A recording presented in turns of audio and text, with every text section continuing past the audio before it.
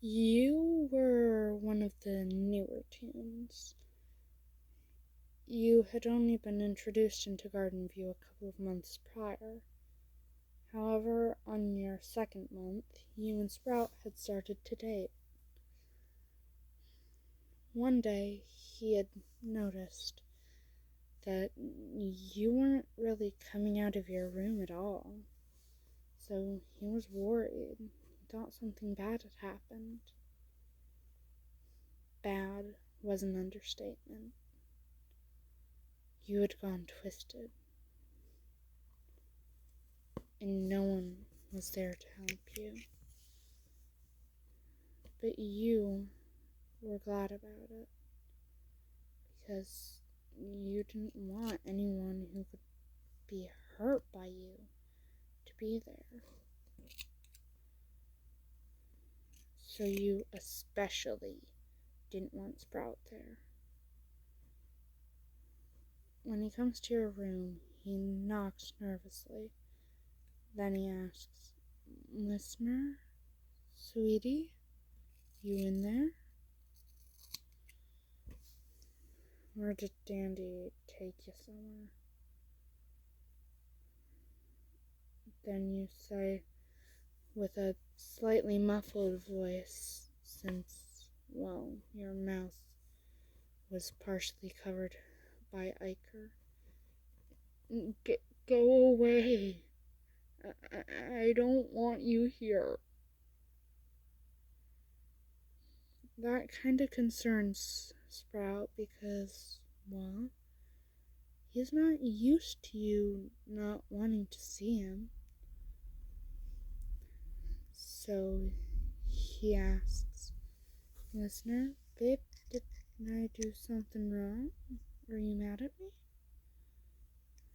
Then you nervously stutter out, "No, you didn't do anything. I just don't want to risk hurting you."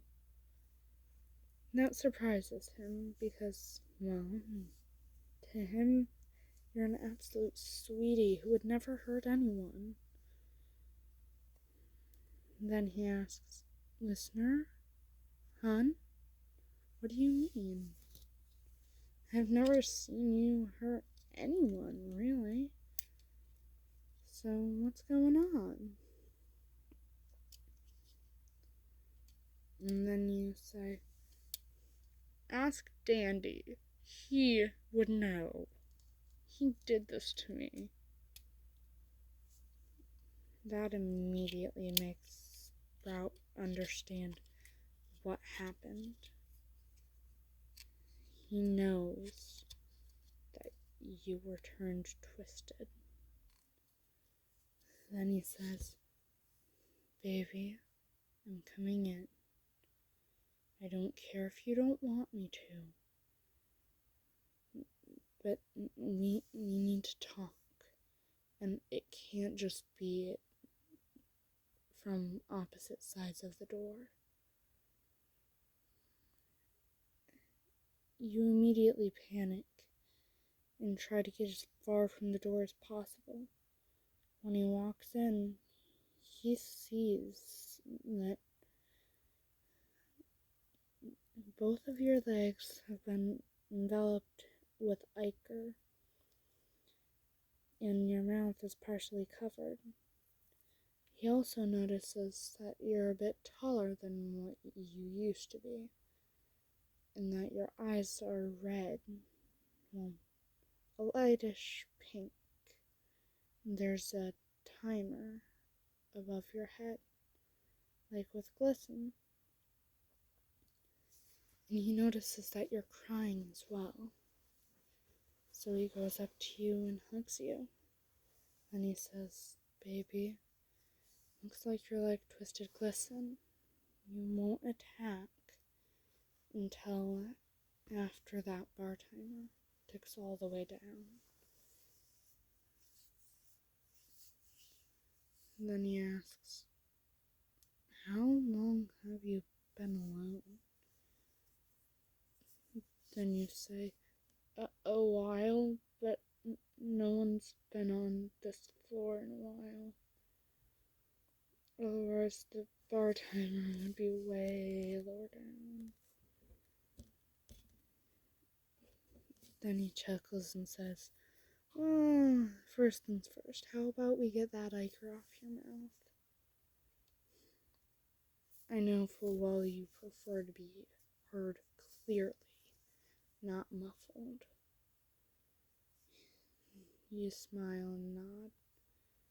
Then he goes and gets a rag from the kitchen. And since, of course, there's a kitchen on the floor with the Toons rooms, it doesn't take him long to get it and get back to you. And he's gently wiping off the ichor. After a while, and he had it so that most of the ichor was cleaned up.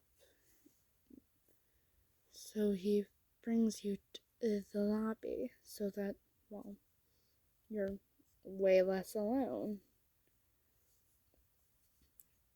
And you gently kiss his cheek, wanting to signal both to him and to surrounding Toons that you have control.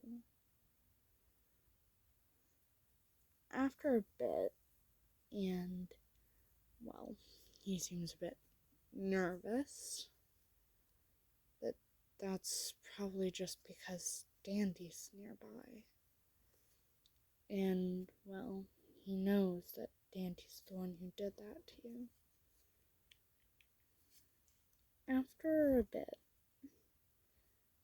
and you and Sprout are just cuddling in one of the storage rooms, watching a cooking show. And he happily kisses you and says, "I love you, baby." You smile and say, with your voice still a little bit muffled, "I love you too, hon." Then you both fall asleep while cuddling.